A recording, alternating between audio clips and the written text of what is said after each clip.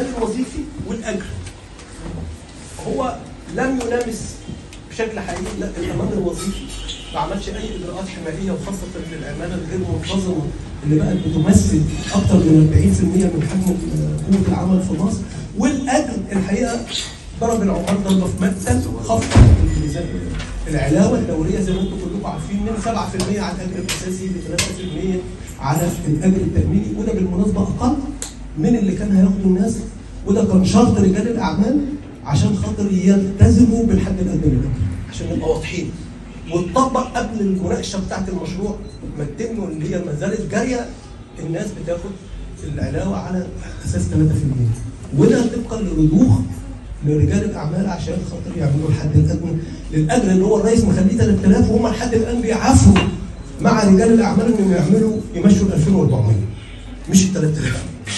واخد بالك؟ احنا اجتهدنا من خلال المناقشات اللي اتعملت على مدار الشهور اللي فاتت دي، والدار صاغت وجهات نظركم في اهم مطالبنا بالنسبه للقانون، وعملناها بالطريقه اللي بتريح النواب اللي هي الماده وليه احنا معترضين عليها وايه التعديل اللي بنطالب بيه، وبعتناها لعدد من النواب كتيرا. وبالمناسبه انا بشكر الاستاذ محمد ابو سادات لانه ساعدنا في ده، وبشكر سياده النائب ايهاب منصور لانه ساعدنا في ده ان الورق توصل للناس.